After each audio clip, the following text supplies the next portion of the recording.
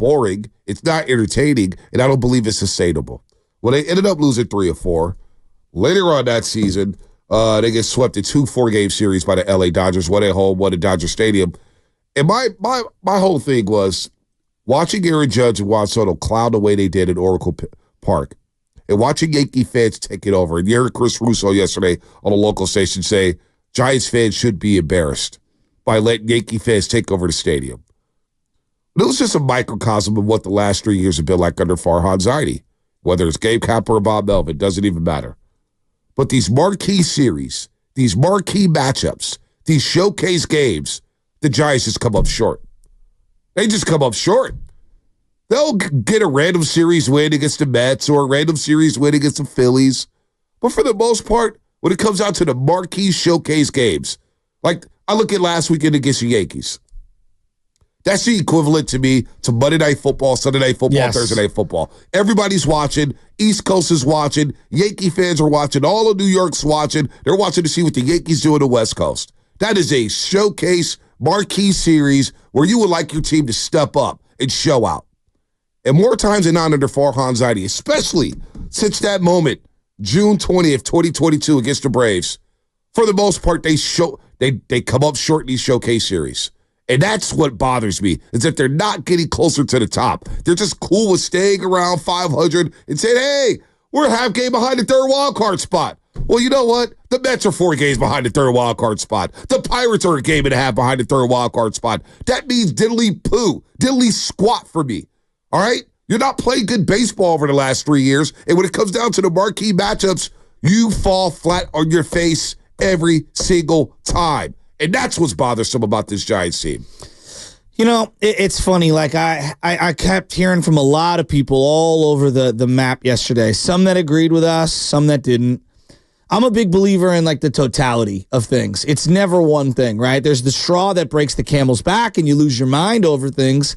But really, there's always, like, underlying issues, you know? When you see a couple get divorced, for example, it's never one thing. Usually there's months, years, sometimes decades of frustration, fights, whatever. When companies dissolve or go bankrupt, it's never one specific investment. It's usually a series of calculated mistakes. Would you agree?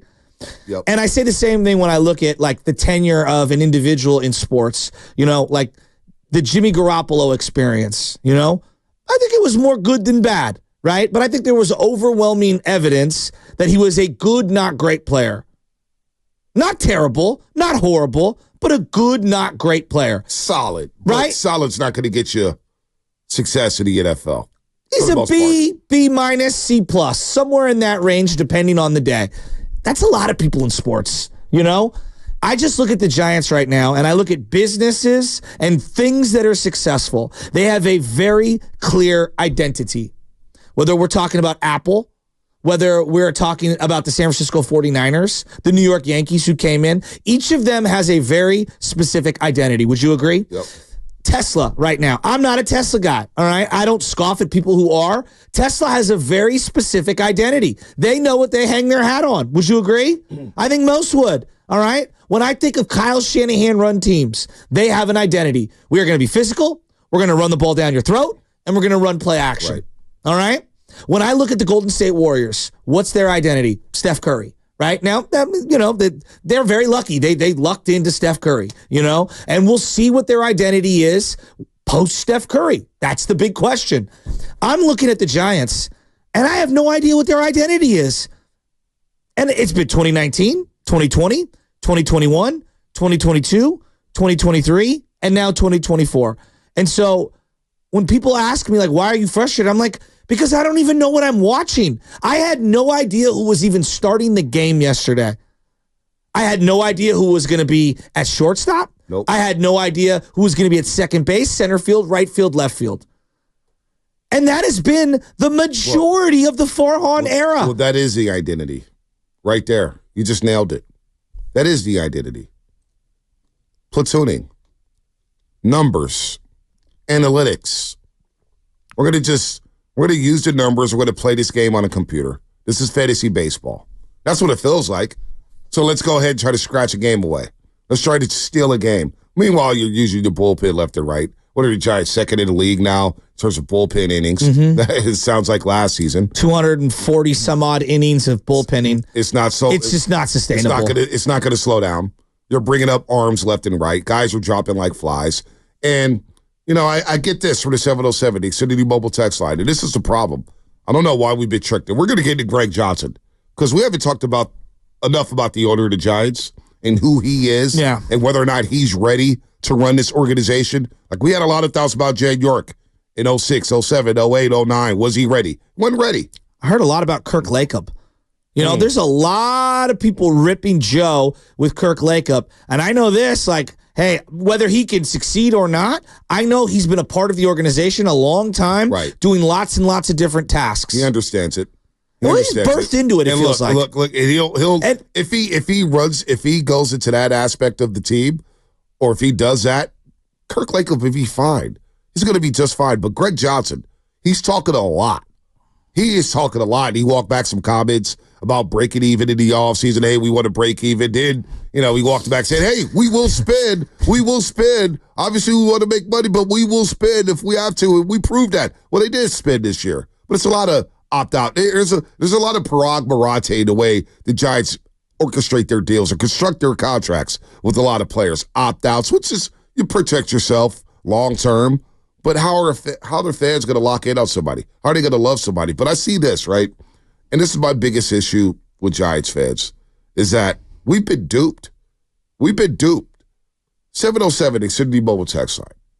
Giants have injuries up and down the roster, are still playing with heart, developing some young talent.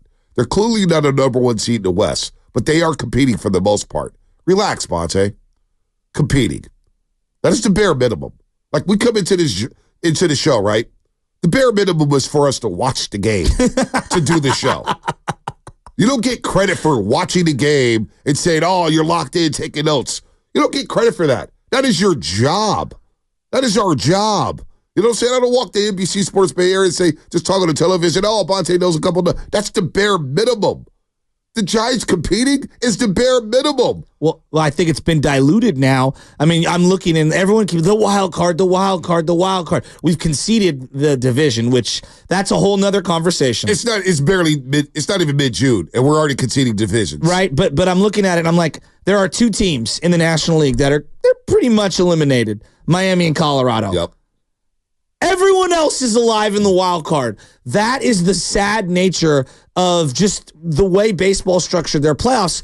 But here's the pushback I have to everyone. The Mets are 4 games behind. And the Mets are a nightmare. They're a nightmare. I mean, the Cardinal fans are losing their minds. They're having a horrible year. They're a half game better than the Giants right now. Tie with the Cubs. But I guess the Mets are 10 games under 500 and 4 back. There's this false equivalency that because the Giants a decade ago and in certain years, like they were a wild card, and last year Arizona, the Diamondbacks were a wild card, and the Phillies before.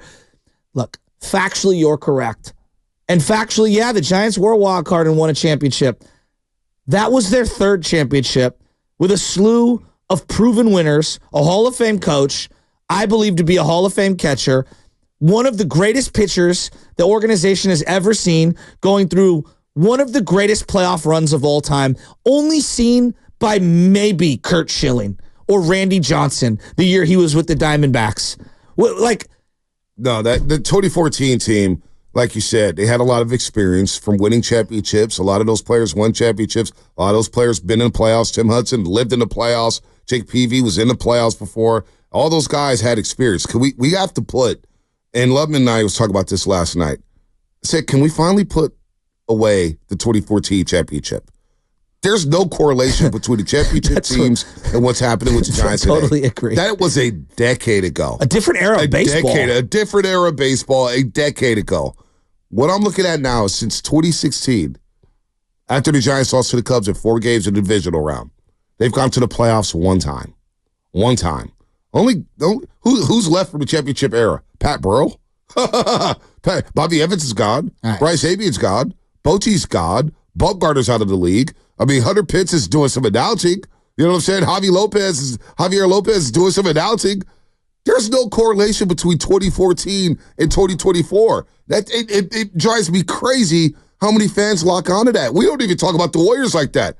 They're different from the 2022 championship. And if we bring that up, hey, championship DNA, people lose their minds. But yet it's acceptable at the Giants that we could continue to bring up a team from 10 years ago that has not one player from that team on this current roster? What are we doing here? Well, the other question that I see a lot of are like, what are they supposed to do? Everybody's hurt.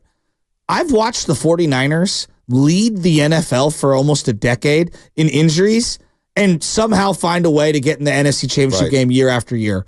I mean, hell, they did it with their third-string quarterback one year. B, how many times were the Niners healthy going into the playoffs? The last 5 years. They're always banged up. There's always someone hurt. They're always banged up. Always banged up. Right? And the Golden State Warriors, another great example. They won the championship, and Draymond missed almost 2 months with a back injury, and I believe Steph didn't play for 3 weeks. He had the calf. He didn't play up until game one of the playoffs. And let me add 2 more. Klay Thompson was coming back from missing 2 full seasons and didn't play the first half of the year. This guy by the name of Andre Iguodala, who was very instrumental for the first 20 games of the year, I believe didn't play for like 4 months after. Right, exactly. Otto Porter Jr. missed time. Gary Payton Jr. broke his arm. In the middle of the playoff run. So I'm kind of like, miss me with the injury thing. And then when I look at the track record of the guys on the roster, dude, Conforto's been injured his whole career, and I like Conforto. His whole career I've been injured. This is my problem. This is my problem. As the Giants have lost 5 games in a row, and the good vibes from the road trip that they just went on in New York City and Pittsburgh, that's all washed away. It's done. It's washed away. They're not 3 games under 500, and guys are dropping like flies. And I see this from the 707. Might be Farhan's brother, if he has a brother. Xfinity Mobile text line. They're supposed to be leading the division with half the team on the IL. Well, Blake Snell did pitch, and he looked like crap. Logan Webb has been healthy, and what'd you say? They're 4-10 in games Logan Webb has started. Yeah. Keaton Wynn started off well, kind of faded. Now we don't know what's going on with him. I mean, you had really Austin Slater. That's what's keeping the Giants from being over 500. Jung-Hoo Lee. I mean, come on, man. You know what vibes I get from some of the defenders of what they're watching? It's like Mike Nolan vibes. Like, what are you defending this for? It's denial. You've seen the greatest of the great. Like, if you're in your 20s, you watch Bruce Bochy and Buster Posey and Lincecum and Bumgarner at some point, and you're defending this. I can't believe the lengths people go to defend what is clearly subpar. No one is saying it's the worst in baseball, but it's subpar from the standards of spending $200 million on a payroll. Your return for your buck is horrific. And if you think that this is winning baseball and this brand is a good business model, well, then we just disagree on life. Yeah, no, this is not a good brand of baseball. This has not been a good brand of baseball really since 2021. And the Cinderella slipper broke against the Dodgers in that 5-game series where we saw guys like Yaz, Ruff, Lamont Wade Jr. I'm missing a couple of Alex Dickerson, a couple other guys, Wilmer Flores, where they went a combined 5 for 76 against the LA Dodgers. You had DeSclafani, who couldn't even pitch in that series because the Dodgers owned him. Gosman was a mess by the end of it. So this brand of baseball, one, and I've been on this and you've been on it too, but when I go back to that point, it all circles back to me to this date. June 20th, 2022, when they were in Atlanta, and they were 8 games over 500. We both said, damn, yeah, they're winning, but this doesn't feel sustainable, and it's boring. I know. And it's boring. Now, for the most part, even Mark Willard, they've come around this season saying, yeah, this is boring. This is boring. This is not entertaining. He had the whole rant about not taking his kid to the game because you got no players you could wrap your arms around. That's all we're doing. We're consistent. Now, I see some other texts here. 707, you guys are about to go. I'd rather watch the young guys go out and struggle, develop. Look, I understand that was a lot of sentiment with a lot of Giants fans. Let's just see the young guys. I let's still just want to see where see it goes. But I did, and look, and I don't want to see the young guys too. But what I said was like, it's fine and dandy to see the young guys. But don't tell me it's fun to lose a lot of games while watching the young guys play. Well, this is not fun. Well, let me like defend Ramos this. is playing well, but losing games is not fun to me. Well, Brett Wisely's also playing really well, and he's kind of becoming a revelation. So I don't know if it's sustainable, but every night this guy's getting multiple knocks. He's playing a really good second. He's playing a really good short. Now, I admit, I don't know if it's sustainable. Right. Casey Schmidt, I'm seeing better at bats. I'm seeing better stuff. I'm seeing he looks better the second time around up in the bigs than he did earlier this year. I totally agree with that. But here's no where I have these guys. Here's where I have trouble. Conforto's 31. Okay. Chapman's 31. Now, I like Chapman. I think Chapman's their best player. Yep. Okay. I actually think it was a good acquisition. Yeah, I do too. Soler's 32. He's been struggling. Yaz is 33. He played center field last night. And I'm not mad that he played center field last night. There's a time and a place to be mad over the Yaz stuff. Right. I think Matos has struggled. He needed a day off. Maybe you go back to Matos today and Yaz plays another position. Right. I don't know. Or maybe he's the one on the bench. But like the guy Brooks at first base, he's clearly outmatched right now. 28-year-old journeyman in the minor leagues, like whatever. But Bailey's been really good for this team. Wisely's been good, and Ramos has been excellent, and that has been fun. That to me has been fun, and that's a silver lining. Randy Rodriguez last night in the 9th inning. That's a young player who's been really good for this team, and straight up had a tough inning. Don't miss that break, doggy. Threw a ball on the outside, double down the line. We could talk about the 9th inning, whether you walk, the pinch hitter there to get to Corbin Carroll, who's been struggling against righties and just struggling overall. I have no problem pitching to Smith there. I'm sure other people say set up the double play. Let's talk about it. We'll talk about it on the other side. But no, losing games is not fun. Losing 5 in a row is not fun. And I do worry about the young guys. That's why I said last week, give me till the end of June. You see where this team is at. Let me see until the end of June. By the way, Ramos, 321 batting average in his last 8 games, 9 for 28. He's been awesome. Home runs, double, 8 RBIs, home runs in the last 2 games. It's good to see Ramos. And he's playing, he has no more options. So this is it for him with the Giants. He's got to stay. He's got to stay with the team. They owe it to themselves to see if he's good.